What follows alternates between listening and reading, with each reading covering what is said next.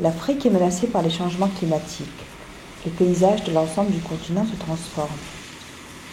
Les événements climatiques deviennent de plus en plus extrêmes et cela se fait sentir avec d'autant plus d'acuité dans les pays du Sahel. Les changements climatiques se traduisent essentiellement par une hausse des températures, la réduction de la pluviométrie, les inondations et des pluies torrentielles hors saison. La détérioration des conditions climatiques porte préjudice aux écosystèmes déjà fragiles et agit comme un facteur amplifiant la dégradation des terres et du couvert végétal, accélérant ainsi la désertification. L'érosion de la biodiversité et la dégradation des ressources en eau en sont la conséquence directe et sont désormais des phénomènes fréquents. Le Niger, qui subit déjà les effets des changements climatiques, a mis en place, avec le soutien de l'Observatoire du Sahara et du Sahel, 9 observatoires dans le domaine de la surveillance environnementale, afin de suivre l'évolution des écosystèmes pour une gestion rationnelle des ressources naturelles. Ceci enclenche le cercle vicieux dégradation des terres-climat et porte atteinte au bien-être de millions de personnes vivant essentiellement de l'agriculture. Là, nous avons un ouvrage qui a été emporté en une seule nuit. Une averse brusque avait complètement ravagé tout ce qu'il y a comme infrastructure. Il y avait une forêt ici derrière, un village, un aménagement hydro-agricole. Tout est enseveli aujourd'hui. En Afrique, plus de 70% des personnes démunies vivent en milieu rural et sont tributaires de l'agriculture pour leur alimentation et leurs moyens de subsistance.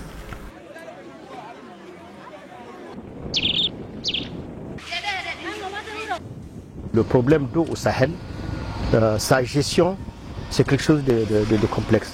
Autant il y a des moments où il n'y en a pas, autant il y a des moments où ça arrive de manière incontrôlée.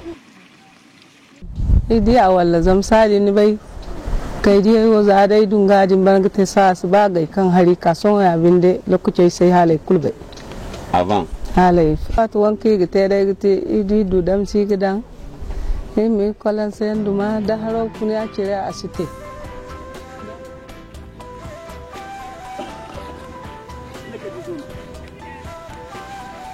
Wallahi gogo da maskanguya kiga bar mai nuri gidan manguru ga yabu ba korona kufura aga dare kora bumbu dan jam ko watide amma so ne kursi ya yi wodi kimadano afoyen su bu wakil gaba don ko funi garga imi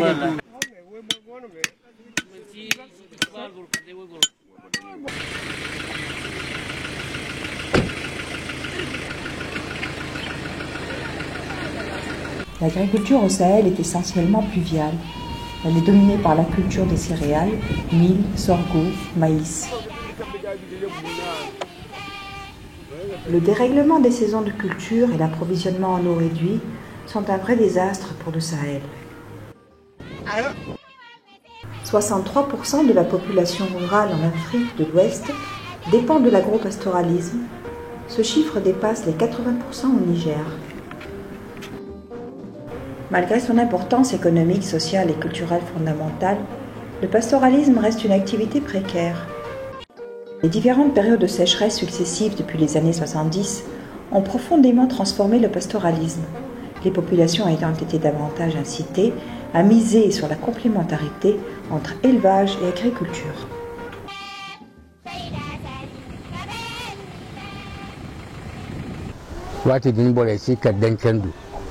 Kai tundan kendu ikain dayo fansi kwa ayo non barme dan kara kal su bai gogo ban ngwaro gogo ngwasi almane si du subu ngwaro gogo ban bore bon agogo ban almane bo kale ka hunkuna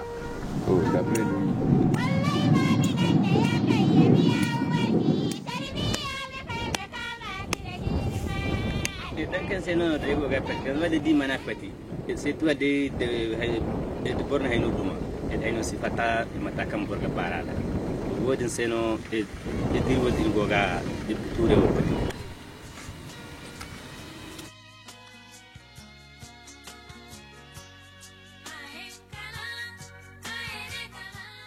borga barala wodin se no e di wodin goga de ture o kwati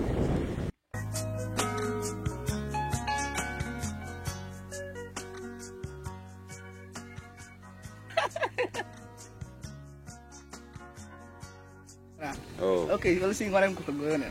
Wala man tegoyo na. Ay kemarin ku dugo pa kamatan no. When? Oh. Ay je kuru ay je fa. Gadan hamo. Ay gadan hani.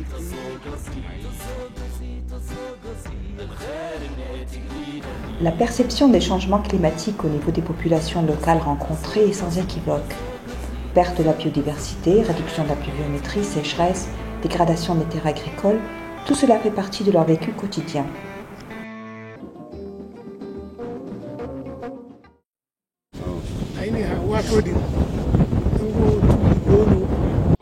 Dans les régions naturellement soumises à une variabilité climatique importante, les populations ont développé depuis des siècles des techniques agricoles ancestrales. Ces bonnes pratiques sont relatives à la restauration du couvert végétal, l'amélioration de la fertilité du sol ou encore la lutte contre l'érosion.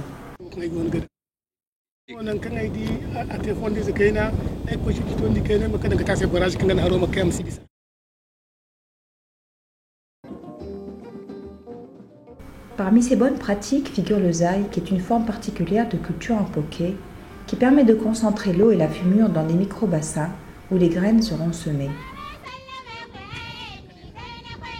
Le zaï, réalisé traditionnellement à la main, peut être mécanisé.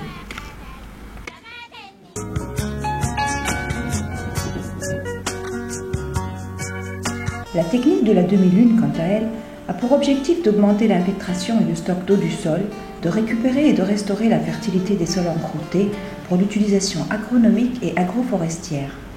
Les demi-lunes sont des techniques par excellence d'adaptation des producteurs agricoles à la variabilité et aux effets du changement climatique. L'impact des changements climatiques, on le vit sur le terrain. On a eu une disparition totale de ces steppes Commiphora africana. Et cette espèce jouait un rôle fondamental sur les parcours pastoraux, parce que ça remet en cause les logiques d'exploitation de ces systèmes pastoraux.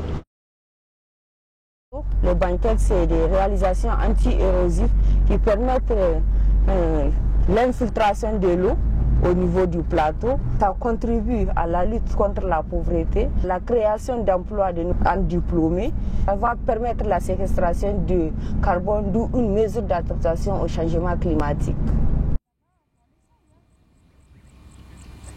C'est des plantes qui ont disparu pendant des années, mais avec nos activités qu'on a eu à faire, la végétation est revenue.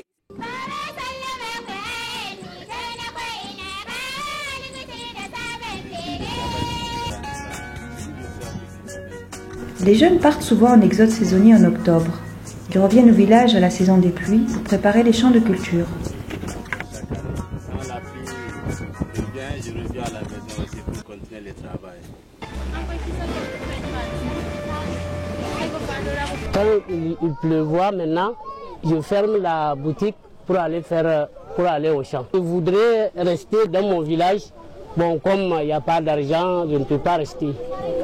Une paupérisation accrue des communautés rurales liée à la dégradation du capital productif entraîne des flux migratoires massifs et structurels appelés réfugiés climatiques.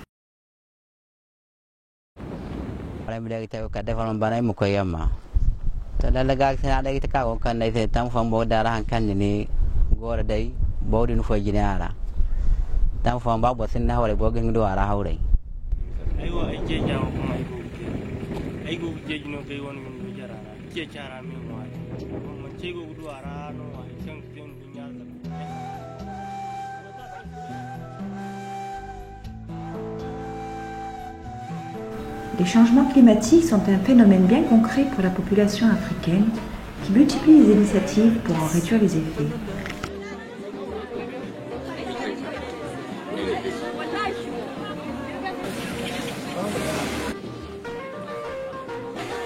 Un négociant en produits verts de Niamey se ravitaille au marché de Baleara.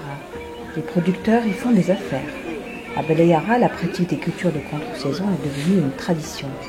Les paysans de la zone ont compris qu'au lieu d'aller en exode après la saison pluvieuse, il vaut mieux rester au village pratiquer les cultures maraîchères durant la saison sèche.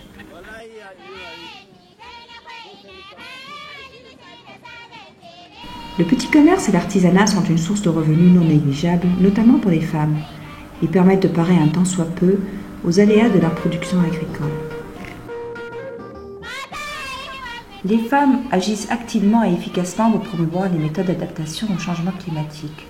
La collecte et l'entreposage de l'eau, la préservation de la nourriture et son rationnement, la gestion des ressources naturelles sont des domaines que les femmes ont traditionnellement bien maîtrisés.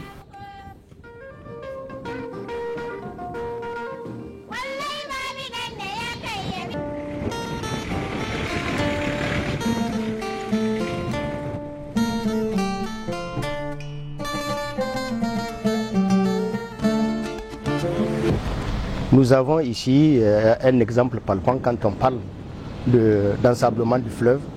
Les eaux qui descendent des hautes collines que vous voyez derrière, qui dévalent avec la puissance et qui viennent arracher tout ce qu'il y a comme sable et transporter directement au fleuve. Ici, ce que nous voyons, c'est une mise en défense. Nous avons négocié avec les propriétaires terriens pour délimiter le front de culture. Nous allons voir tout de suite une dune non traitée encore. Là où nous sommes, c'est exactement la même chose. Les populations sont au cœur des luttes contre les effets néfastes des changements climatiques. C'est le cas du projet de protection de la girafe entrepris par la société civile et les autorités régionales de Corée, qui apporte grâce au tourisme une source de revenus supplémentaires à la communauté et laisse entrevoir une série d'autres mesures d'adaptation. Tout le monde a compris que la girafe elle est plus économique, vivant que mort, donc à préserver. Les retombées touristiques, il y a des villages qui ont reçu donc des écoles, des cases de santé, des puits, des moulins agraires, encore il y a des femmes qui reçoivent des microcrédits. On est venu pour voir les girafes ici. On a appris que ce sont les dernières girafes qui sont dans le milieu de l'Afrique de l'Ouest. Mais le seul problème ici, c'est l'habitat de la girafe qui est en dégradation, parce que la forêt constitue l'habitat unique de la girafe. Ces forêts claires jouent un rôle fondamental parce qu'elles font partie de l'habitat de la faune sauvage. Cette diversification des sources de revenus devrait être accompagnée de mesures incitatives au niveau national afin de relayer les initiatives des populations locales et de les ériger en stratégies et pratiques d'adaptation. Dispositif d'observation mis en place au niveau du Niger avec l'appui de la communauté internationale, de l'Observatoire du Sahara et du Sahel, l'appui apporté assez substantiel par la coopération suisse. On ne peut effectivement se passer de citer cette assistante qui nous a permis et qui nous permet encore de continuer à poursuivre ces actions d'observation et de réflexion avec la communauté sur tout ce qui concerne leur vécu quotidien par rapport à leur... Dans le contexte de l'Afrique, l'adaptation au changement climatique demeure une priorité et le renforcement de la coopération régionale de plus en plus nécessaire pour partager les expériences. L'OSS est déjà mobilisé avec ses partenaires financiers et techniques pour soutenir ces pays membres dans leurs efforts d'adaptation au changement climatique.